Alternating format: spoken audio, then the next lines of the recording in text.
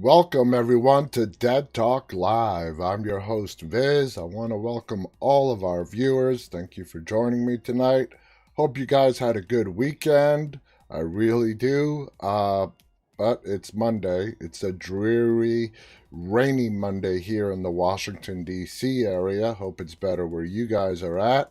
If you're joining us for the first time tonight and want to learn more about our show, please visit our website at deadtalklive.com. You can get all of our featured interview episodes, recent episodes, guest list, and so much more. And speaking of guests, tomorrow we are going to have Sarah Paxton, star of the Innkeepers, appeared on The Last House on the Left, and so much more. She is going to be joining us live tomorrow. And here's a picture of Sarah.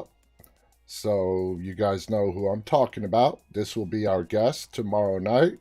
And we're very excited to have Sarah with us. And it's going to be a great interview. So put it on your schedule. Don't miss it. We're going to learn a lot of fascinating stuff. She also appeared in Shark Night. Shark Night was a very popular movie. The actual official title is Shark Night 3D. It was a 3D movie.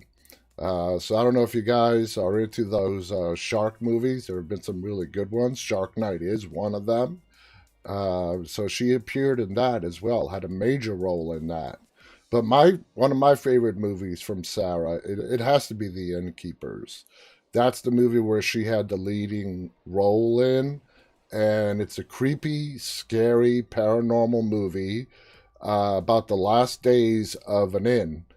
And, she works at the front desk, and, a whole bunch of paranormal stuff happens. You know how it goes. But it really throws in a lot of plot twists that you don't see coming. Now, a lot of you have heard about The Last House on the Left. That movie has accumulated a cult following, and a lot of us have heard about it. Not that many people have heard of The Innkeepers, and that is my favorite movie from Sarah. And I'm very anxious and excited to talk to her tomorrow about The Innkeepers, House on the Left, and of course Shark Night, and a lot of her other projects.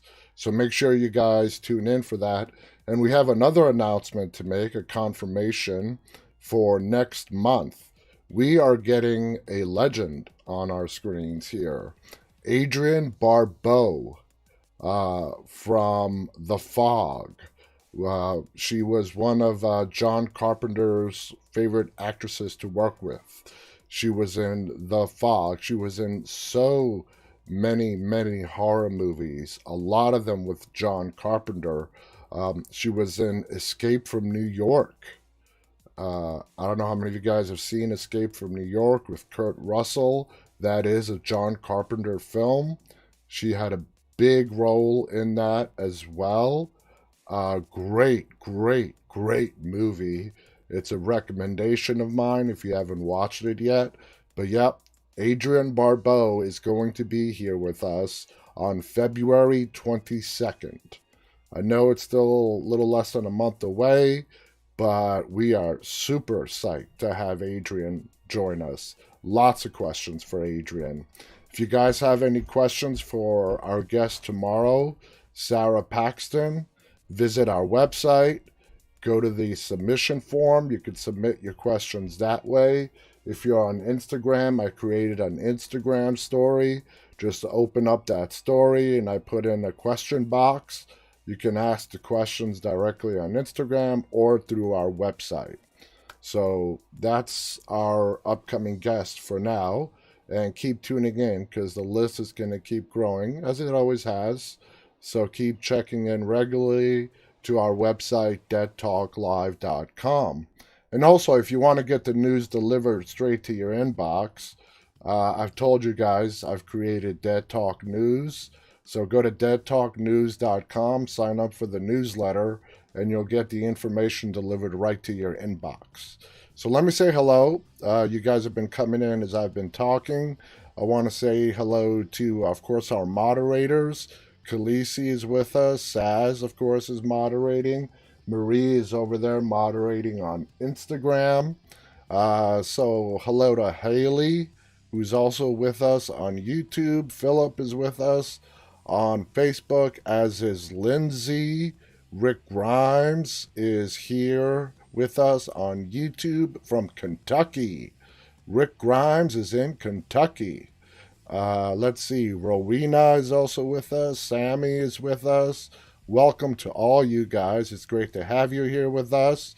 Like I said at the beginning of the show, I hope you guys had a good weekend. Welcome to Tina Fur on Facebook. We have a lot of stuff to cover today. I don't know if we're going to have enough time to get through it all, but a lot of stuff has happened in the last 48 hours. A lot of headlines have popped up in the last 48 hours. And something that came out today, we got to see the first trailer to Godzilla versus King Kong. I don't know how many of you guys have been anticipating this movie. I have been anticipating this movie. The battle of the giant monsters. And this is going to be epic. A modern day film. There have been older versions with Godzilla and King Kong. This one's just called Godzilla vs. Kong. And we've got a first glimpse of the trailer today. And I want to show it to you guys. And then we'll get into the articles. So where do I have it? Right here. Let's go ahead and make sure everything is set up properly. And it is. And let's just go ahead and watch this Godzilla Kong trailer just released today.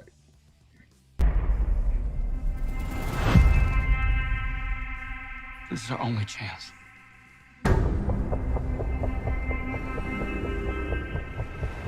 We have to take it.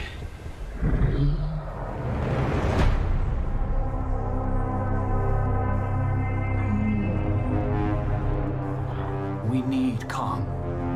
The world needs him to stop what's coming. And this child, she's the only one he'll communicate with. I knew that they had a bond. She had nowhere to go, so I made a promise to protect her. And I think that in some way, Kong did the same.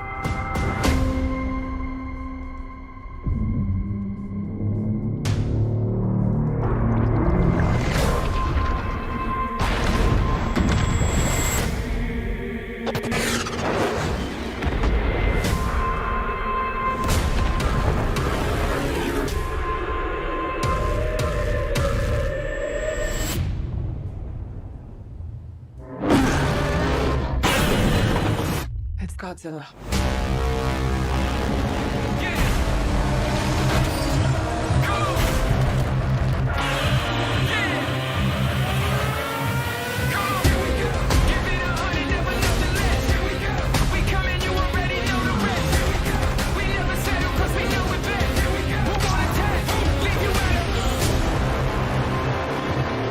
These are dangerous times. Godzilla's out there and he's hurting people and we don't know why. There's something provoking him that we're not seeing here. I'm of the same opinion. The myths are real. There was a war. And they're the last ones standing. I keep reaching for greatness because I'm built from it. Who bows to who? Nobody gonna stop for me. Here we go. Kong bows to no one. Here we go.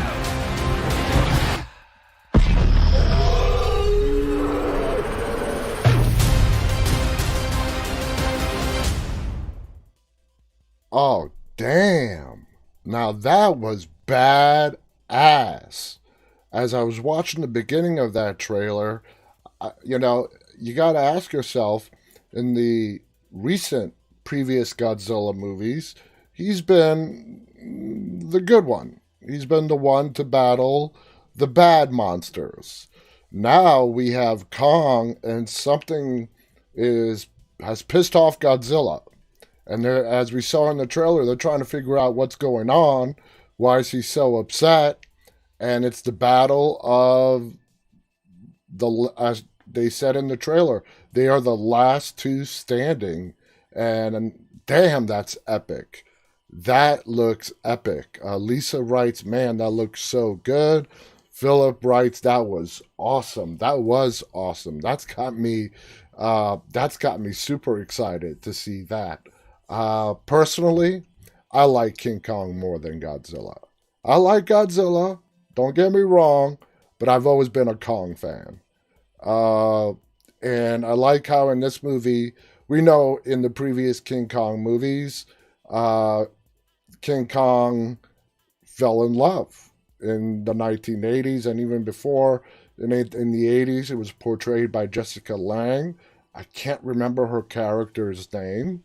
And also in the remake several years ago, it's all about him falling in love and having this crush on this human girl. Now the connection is with this little girl. And she's supposedly the only one who can communicate with him, and he has a big soft spot for her. You see, what we've seen of Kong portrayed consistently throughout the years is he's a good guy. He's a big giant gorilla. I would not want to run across him, but as long as you're okay and you're fine by him and don't try to shoot him down or knock him down or blow him up with rockets, he'll be all right with you. Yeah, he's kind of big. He's going to trample a few buildings and cars. You know, he's a big gorilla. What do you want him to do? Man needs his space. I've always been a King Kong fan. Godzilla's always been a little touchy. You know, very cranky. Godzilla is cranky. He has a lot of bad days. He has his good days too. But in this movie, obviously something has pissed him off. And hopefully we got to find out what that is by the end of the movie. So I'm really looking forward to that. Really, really looking forward to that. That was an awesome trailer. So the first thing up on our news today, we're going to start off with a little bit of Walking Dead. The Walking Dead's Andrew Lincoln hilariously explains terrible decision to leave the show. And we've seen him joke about this in the past. I think a part of it is true. I think a part of him, you know, he knew it was the right thing. It was the time for him to step away personally from the television show. But there's also, I have to believe, there's also that little part of him that wished he was still in it. You know, he does get to relive it in the films that are coming up, but I gotta believe there's still a part of Andrew Lincoln that wishes he was still in the show. He was still there to do battle with the Whisperers, to meet the Commonwealth that's coming up. It's been a while since the Walking Dead fans have seen an episode airing on a weekly basis, though that will soon be remedied when Season 10 returns to AMC in February with an additional 6 episodes. But it's been even longer since we've seen a properly bearded Andrew Lincoln at the center of the fictional zombieverse. With no clear sign of when the standalone movies are coming, there's no telling when fans can see him reprising that role again.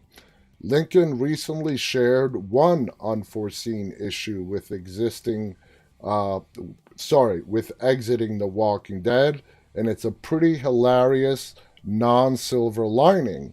Whenever Andrew Lincoln made the shocking decision to step away, going into Season 9, his main reasoning was to allow himself a chance to live with his family for more than just a few months at a time between production shoots.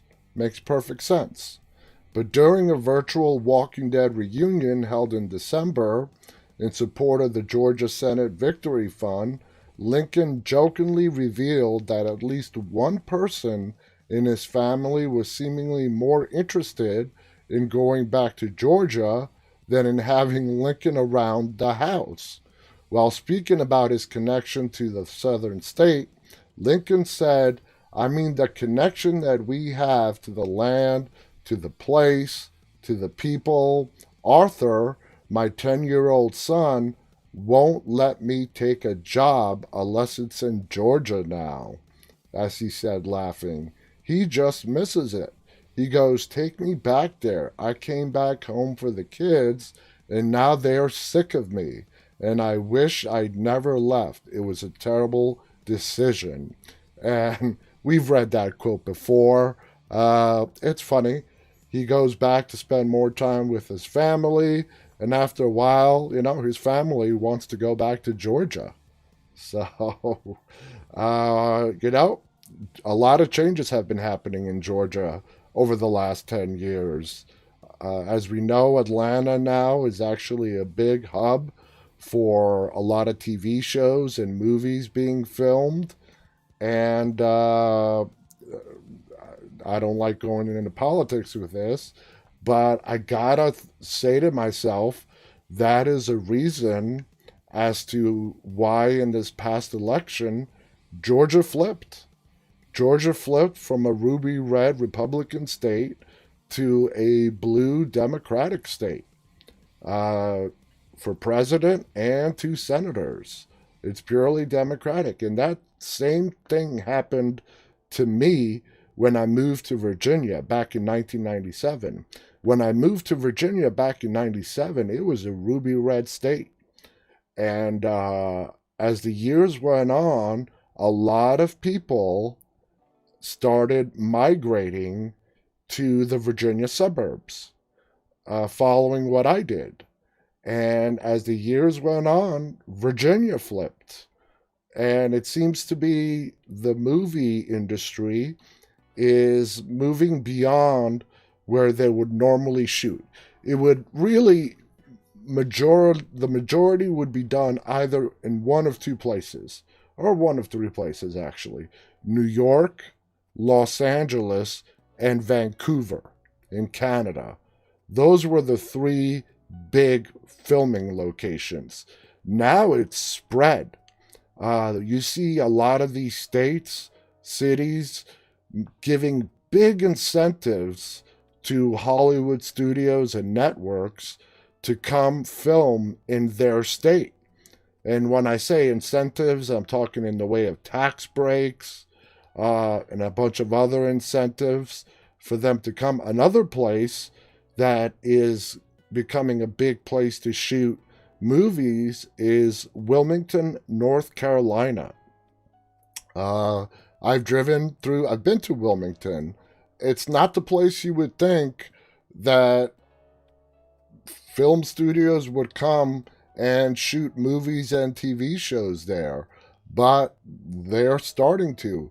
Halloween Kills was shot in Wilmington, North Carolina. So, like I said, it just exclusively used to be LA, New York, Vancouver. Now it's, all over the place. Whichever state gives the movie studio the better deal, and states are catching on and they're giving bigger and better incentives. So it's going to be spread out all over not just the United States, but all over the world. As we know, a lot of movies are shot in London. It's going to be everywhere. Lisa writes, I know Illinois did for some of the Batman and Transformer movies. Yep. Tina writes, woohoo, North Carolina. North Carolina, the state just south of me. All right, let's talk about that Kong Godzilla thing. The first trailer for Godzilla vs. Kong adds insight into why the 2 titans must fight each other in legendary monsterverse based on their history. The first Godzilla vs. Kong trailer adds insight as to why the 2 titans must fight each other in the legendary monsterverse, serving as the 4th installment in the cinematic franchise, Adam Wingard's upcoming sequel will feature two iconic monsters going toe-to-toe for the first time since 1962's King Kong vs. Godzilla. I thought there was another one after that, but I guess I'm wrong. After building up the figure's eventual collision course since Kong, Skull Island, and Godzilla, King of the Monsters, the two titans will finally get the one-on-one matchup for sole dominance. And if you guys were to pick a winner right now, who would you pick? Would you pick Kong or Godzilla? Now, I would say when it comes to powers, Godzilla has the upper hands. I mean, come on. He's a kimono dragon that breathes fire. Kong doesn't have that. All he has is just sheer strength and might. And the guy can take a beating and keep coming back. But I don't know. They're kind of evenly matched. You know, I'm comparing them like two boxers. Personally, at the end of the movie, I don't think either of the two are going to go down.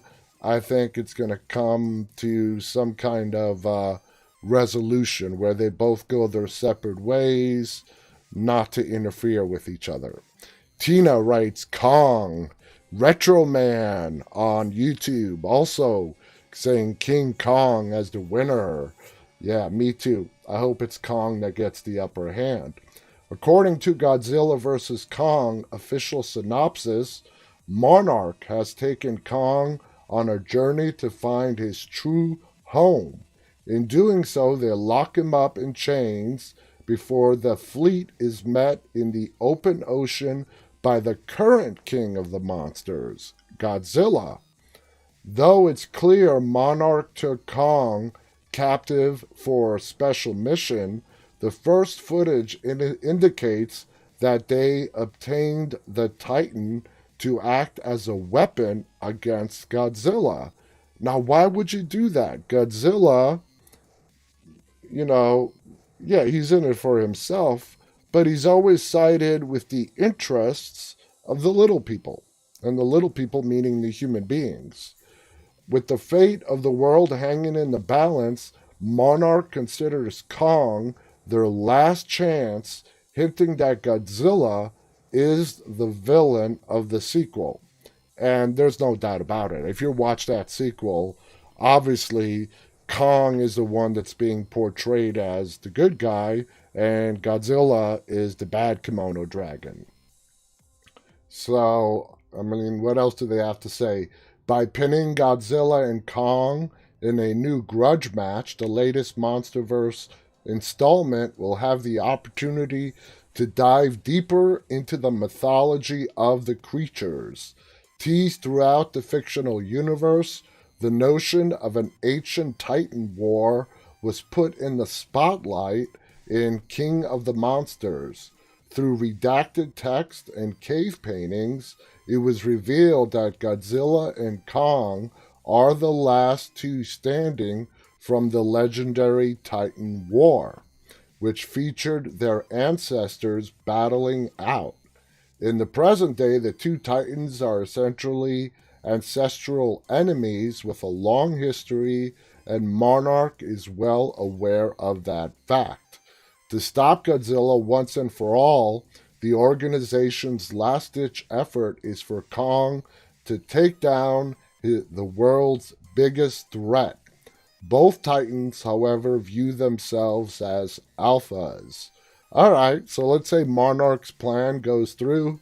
Kong defeats, puts down Godzilla. What do you do with Kong? You don't control, a 300-foot, gorilla. You don't. So I don't know what their plan is for after that. Alright. Let's see what else we have. Nah, I don't want to do this. I'm just looking at the time. We have a lot of stuff to go through today. And I think this would be a good point in the show to show you guys a video that got submitted to us over the weekend. This is a video by our creative director, Andrew. No, sorry, I take that back. Wrong person. This is a video, a Judith Grimes tribute by Fandom Plus. YouTube channel Fandom Plus gave us this video. It's a great Judith tribute. It's been out there now for 2 days throughout our social media. So let me go ahead and bring that up for you guys to watch. If any of you have not watched it, here is your chance. Let's check it out.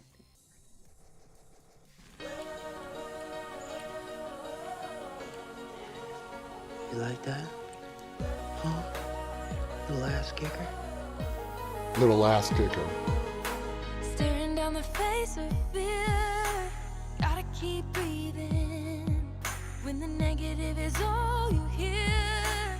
Gotta keep believing.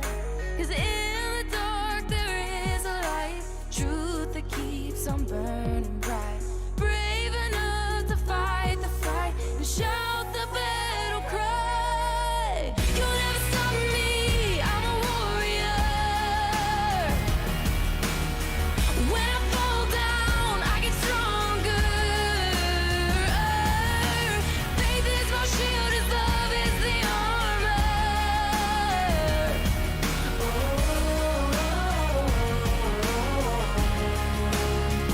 I'm a warrior.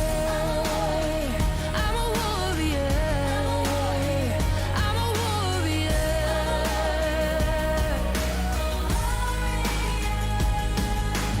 Every scar on my skin is a beautiful reminder of a moment when I didn't give in and I walked through fire. 'Cause in the dark there is a light, truth that keeps on burning bright, makes me brave to fight the fight and shout the battle cry. You'll never stop me, I'm a warrior. When I fall down, I get stronger. Faith is my shield, His love is the armor.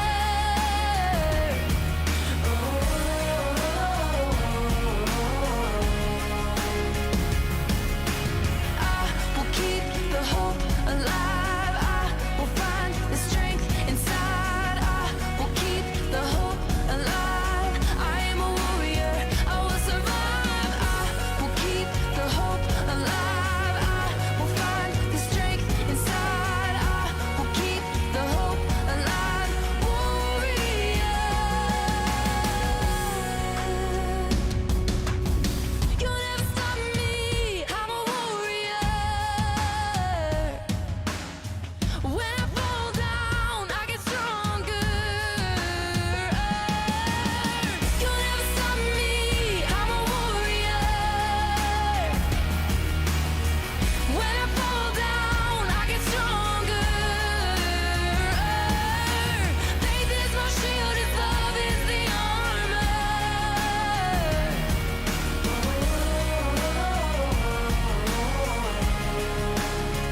I'm a warrior. I'm a warrior. Jesus, make me a warrior. I will keep the hope alive. I will find the strength inside. I will keep the hope alive. Warrior. Judith. Judith Grimes. That was pretty cool, huh?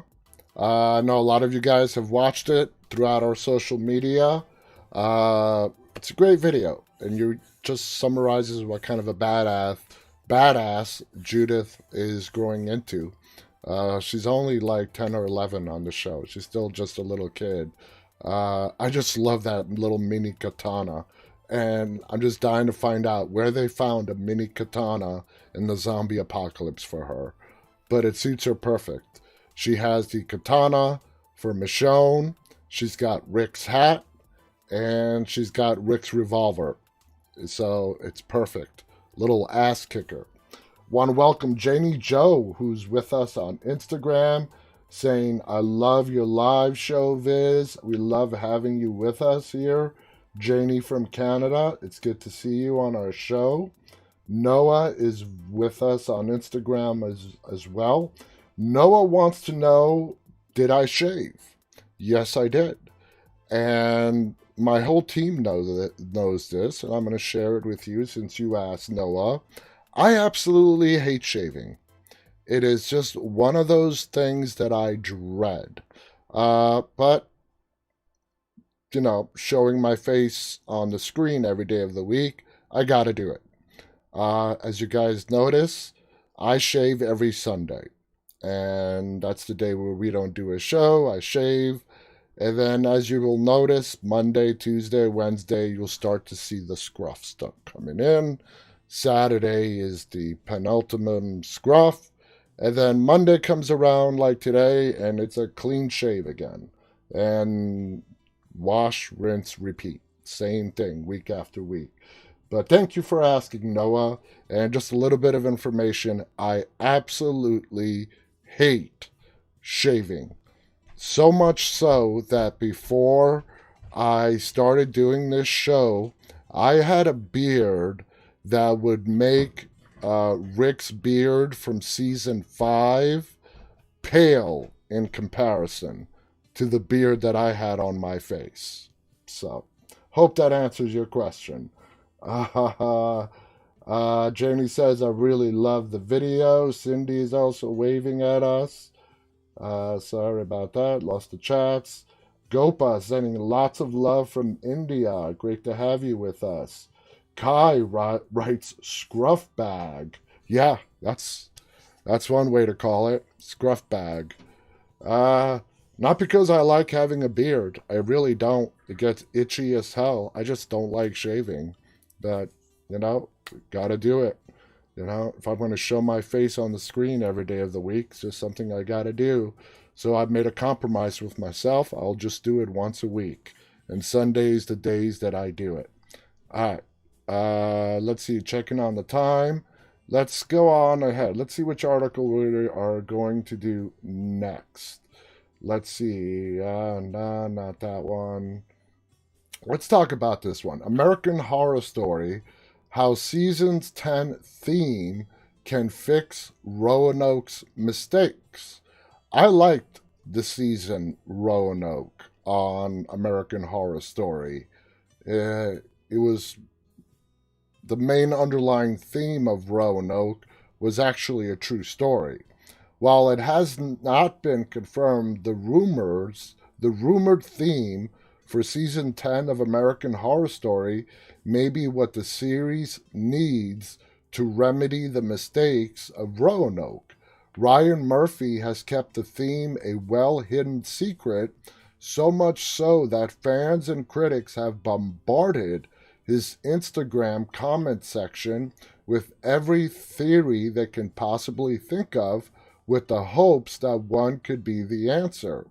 According to one report made by Us Weekly, it may be American Horror Story Pilgrim, which is the highly unlikely, but it's highly unlikely, but it still offers the possibility that season 10 could fix the mistakes that were made to the historical elements employed on Roanoke.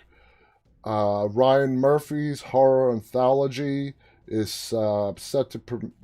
premiered in 2011 under the regular title of American Horror Story. It was not called Murder House. It was just called American Horror Story. The Murder House name was not added until season 2, when they decided that they are going to give each individual season a unique name. It skyrocketed to popularity with its impeccable cast and storyline that wove together the horrors of the supernatural with significant moments in history. While season 1 contains one of the most controversial American Horror Story storylines, its impact on the genre as a whole was incredible to say at the least. Along with its soaring popularity came the rise of lesser-known actors such as Sarah Paulson, who has, because of American Horror Story, has just skyrocketed.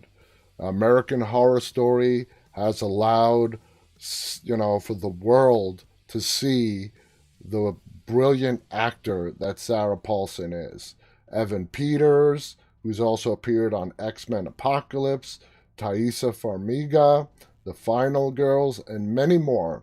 Now that it's preparing for its 10th season, the prevailing question on every fan's minds is, what will the theme be? And I'm perfectly content to wait till they let us know. American Horror Story has dropped several hints and clues in poster art and social media posts about by the showrunner, but none of the suggested subheadings have been confirmed, even the one proposed by Us Weekly. American Horror Story Pilgrim is purely speculative, and I really doubt that's what it's going to be. If it does center around the concept of pilgrims, it could fix the mistakes made in the other historically influenced season, Roanoke. They have the opportunity of centering historical horrors with a structure that has proven successful over time rather than the one used in season 6 and that season alone.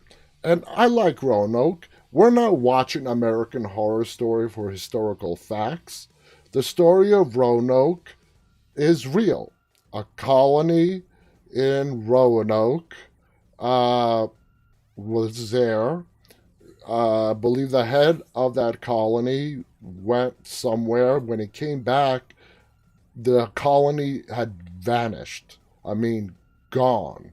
Disappeared without any trace. That mystery has never been solved. So for American Horror Story Roanoke, they just used that concept to build their story on one of the many theories surrounding what actually happened into an American Horror Story theme. And I thought they did it brilliantly. As far as mistakes, how could they make mistakes on an event where we, to this day, it has never been solved? All that is out there are theories as to what happened to an entire colony of people. There was no evidence of a massacre, no evidence of any wrongdoing. They just disappeared. The only evidence of anything that was amiss was a carving in a tree. That's it. And if you guys remember, that Roanoke is where Lady Gaga made her premiere on American Horror Story and has appeared on and off since then. Khaleesi writes, the leader of the colony went to get supplies, him and a few men. Yeah, and when they came back, the colony was gone. Good night to Sammy, who's going to bed. Thank you for being with us, Sammy. So we just gotta wait and find out what the theme is going to be. And we can guess, we can theorize. Why? At the end of the day, it's gonna be what it's gonna be. Well, unless you enjoy guessing and having it documented, so when the theme is actually revealed, you have something to go back to and say, haha, I was correct, and all you other guys were wrong. The Walking Dead actor Ilyan Sulovets talks cancel culture, media censorship, saying it is Orwellian. Now, this is from Fox News. I don't like picking articles from Fox News. I'm going to be straight up honest with you. But this headline wanted me to at least give it a chance. So let's start reading and see what this is about. The Walking Dead actor Ilyan Sulovets appeared on the Faulkner Focus Monday to discuss cancel culture and what he sees as a growing trend of censoring conservative voices in America. Oh boy, this is going to get political. Of course it is. It's Fox. In addition to acting, Srolovitz, also the CEO and founder of Edgar Watch Company, which recently put out a video titled "What is Freedom? A Message to Us All," in an attempt to highlight what he believes is an alarming problem of mainstream media in Hollywood censoring opposing voices. No, that's it. I'm moving on. Moving on, okay? 10 horror movies with alternate cuts. And there have been a lot of them.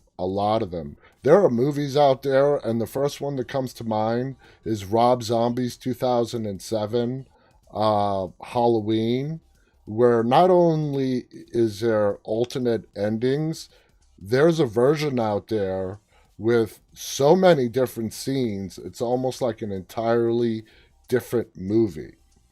So by the time most movies hit the theaters for fans to enjoy, they have had a number of hands involved making cuts that try to make everyone happy with the finished film, including the director, producers, studios, and of course, the audience. Horror movies seem to deal with this a lot, as it's hard to please the wide variety of horror fans, especially with too many cooks in the kitchen. All these various contributing factors can sometimes cause issues that can lead to incredibly different cuts of the same film that sometimes go unreleased and unseen or find new life as a director's cut, extended edition, or even international releases that greatly change the film, with some versions even becoming well known than the eventual theatrical release. First on the list is the original Dawn of the Dead. George Romero's iconic 1978 Dawn of the Dead was the second of his Night of the Living Dead zombie films that helped lay the foundation for the genre that would later include the 2004 remake by Zack Snyder. However, the original Dawn of the Dead was recut by Italian horror director legendary Dario Argento, with a new score from frequent collaborator Goblin that was released internationally as Zombie, and features a tighter, gory, action-filled version of Romero's movie. Zombie's success launched its own franchise that also includes Lucio Fulci's gore-filled Zombie 2. And I don't know how many of you are familiar with Dario Argento. You know, we know George Romero is the grandfather of the modern-day zombie. Dario Argento is like the king of the gore, especially when it comes to horror flicks, zombie horror flicks. He does not hold back on the visual graphic nature of the modern day zombie. And he was also very good friends with George Romero, Greg Nicotero. I mean, Dario Argento is a big name in the zombie subgenre in the horror industry. Number 9 is The Exorcist, the version you've never seen. Friedkin's 73 classic The Exorcist is largely regarded as one of the scariest movies ever shown in theaters, though the cut that most fans now remember seeing likely wasn't the one that was shocked and terrified the viewers in the original theatrical version. An extended director's cut was also billed as the version you've never seen, was released in 2000, that featured the previously deleted spider walk scene. and included a more positive moment in the end that some fans felt lessened the impact of the film's climax, but has nonetheless been included in most home releases of The Exorcist. Now, the spider walk. It was a huge, huge mistake for them to cut that out of the theatrical release. In fact, even if you watch the latest release, whether it's on a Blu-ray, DVD, or video or on demand, you won't see that spider walk scene unless you're watching a deleted scene special from The Exorcist. And the reason why I think it was such a huge mistake for them to cut out the spider walk in The Exorcist is because they could have really claimed it as they were the first ones to do that in a demonic possession movie. How many movies, TV shows have imitated that inverted spider walk? You guys know what I'm talking about, right? Where they're walking on their hands and feet backwards, okay? And they shot this scene, Linda Blair coming out of her room, and it wasn't just a split-second type of scene. She gets out of her room and goes down the stairs in that position. And that's why I think it was a big, big mistake for them to cut that out of the original film. Why did they do it? Did they feel it was unnecessary? I have no idea. But if that was part of the original release, The Exorcist, without any doubt, can lay claim as they were the first ones to come up with that when it comes to demonic possession horror flicks. But it never made it. If you want to watch it now, you got to watch it as part of a deleted scene specials from The Exorcist itself. As I've said, if you watched a current version of the film's release, I do not believe that spider walk is part of the movie. It's included in an after movie special where they show all the deleted scenes and so on. So anyway, number 8, Alien, Director's Cut. While Ridley Scott's 1978 Aliens Director's Cut doesn't ultimately change too much of the original story, there are a number of alterations that affect the flow of the film that was made up to keep the proper pacing when adding removed scenes. One of the biggest changes was the revelation of a xenomorph nest on the Nostromo that appeared to be contradictory to later revelations in the series. Some scenes were also altered to make the Nostromo's discovery of the alien threat more ambiguous when the original film teased foreknowledge of the xenomorphs. JD on Twitch writes, theatrical alien cut better than the director's alien cut. And I agree with you, JD.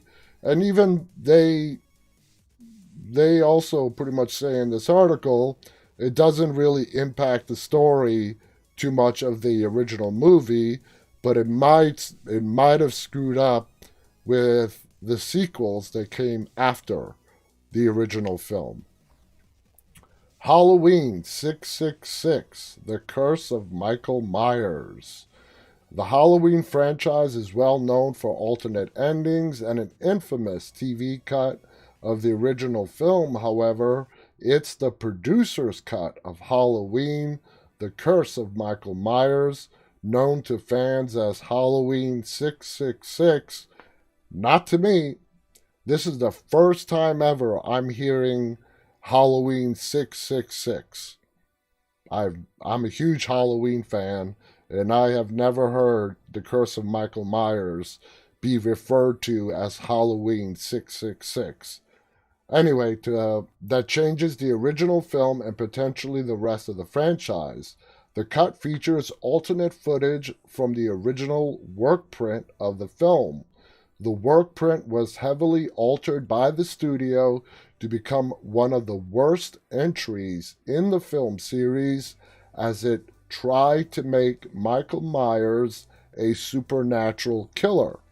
The alternate cut featured franchise star Jamie Lloyd in a more prominent role, set up Donald Pleasance's Dr. Samuel Loomis as the new leader of the Cult of Thorn before his death resulted in further changes.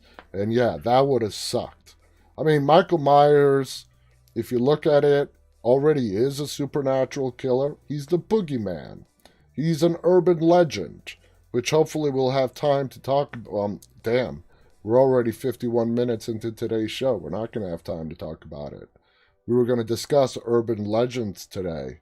Khaleesi also writes, she's never heard of that title either. JD writes, Halloween 6 of either cut is pretty messy. Props, though, to the producers for trying something different with the series. Yeah, they did. They did. But making Loomis be the cult leader? No, that would not have been good for the franchise. And it would have done Donald Pleasance a great disservice. Number 6, Mimic. Let's see if we can go through this list a little bit quicker. Number 5, Donnie Darko. All right. Number 4, Event Horizon. I love this movie. The alternate cut of Event Horizon exists mostly in legends and memory, as the original footage was cut from the film's original cut has presumably been lost or destroyed over the years, though recent reports have teased the inclusion of the lost footage in a new release of Paul Anderson's sci-fi horror. And I've discussed this with guests on this show. This movie, Event Horizon, starring Sam Neill, Lawrence Fishburne, is one of the most underrated science fiction horror films out there. It is scary, it is gory, it takes place in another planet, and it's a complete paranormal flick in space or another planet. I mean, underrated is not even a right word. It's not the right word for Event Horizon. This movie should have gotten a lot more acclaim than what it actually did when it first came out. And just a little side note, I saw Event Horizon when it first came out in the theaters.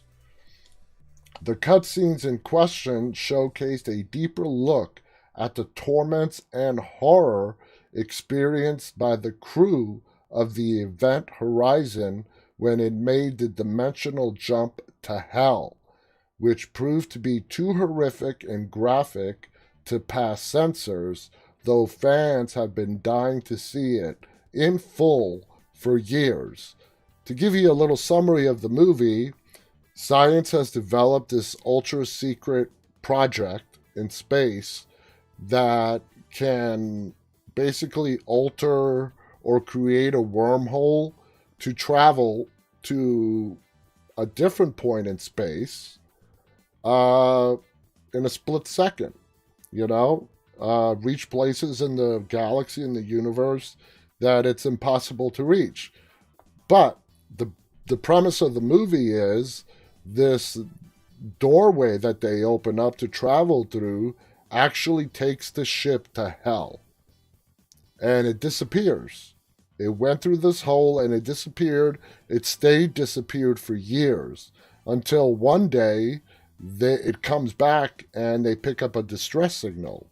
That's when Lawrence Fishburne is sent on a mission to find out where the ship has been, what's going on, meet up with it, and the horrors they encounter once they reach that ship, which is called the Event Horizon, are pretty damn gruesome. So, must watch if you haven't watched it already. Hellraiser Bloodline. You know, I don't know. Once they get into the sequels of Hellraiser, it gets kind of hairy. The fourth cinematic outing of Clive Barker's Hellraiser franchise hit theaters in '96 after a troubled production that caused director Kevin Yeager to drop out of the production and use Alan Smithtree name while Joe Chappelle reshot scenes and changed the movie for the studio. So yeah, this has quite a few, I've heard of this before, of quite a few different cuts to it. They are all available for you to watch if you're that interested in finding them. Personally, I don't think it's worth the trouble. Number 2 on the list, The Exorcist, The Beginning / Dominion. We talked about this the other day. They brought in a director to reshoot the ending of The Exorcist, The Beginning. And that new director that was only brought in for a couple of weeks' work ended up reshooting the entire film. The original one by the original director is called Dominion, and the one that we got from the new director is called The Beginning. And besides the main lead actor, all the other actors are different as well. Not only did he reshoot the movie, he recasted everyone except for the main lead. And like I said, we discussed this a couple of episodes ago. I've seen The Beginning a lot. I actually like it, even though the critics did not. I want to see Dominion again. I want to see Dominion. I've only seen it once. I want to watch it again now that I know a little bit more about it and the backstory to it. Number 1 on the list, and this is another Clive Barker book called Nightbreed. Writer-director Clive Barker adapted his novella Cabal into 1990's Nightbreed, which explored the world of Midian that was hidden in North Canada and filled with monsters that ultimately became the film's heroes after humanity got involved. This is a great flick. I saw this also in the movie theaters. It was a good movie, not great, not awesome, not fabulous. It's worth the watch if you're looking for something to watch. The book, Cabal from Clive Barker, is a lot better than the film adaptation, but that's because Clive Barker is a genius. So anyway, we are out of time, but if you guys are interested, not just the director's cut, check out Nightbreed. You know, I don't know how many of you are familiar with Clive Barker, but Clive Barker is an amazing horror writer with a very, very twisted brain. He's a genius. He's a genius at writing horror. Anyway, guys, like I said, we are out of time for tonight. This hour just flew by. We'll do our Urban Legends episode at a later date. Don't forget, tomorrow we have special guest Sarah Paxton. You can get all the information on our website, deadtalklive.com. So please tune in tomorrow to watch a very fascinating interview. Stay safe. Enjoy the rest of your evening or day, depending where you're located. And until tomorrow, with our special guest from Last House on the Left and the Innkeepers, Sarah Paxton, stay safe, stay walking. Good night.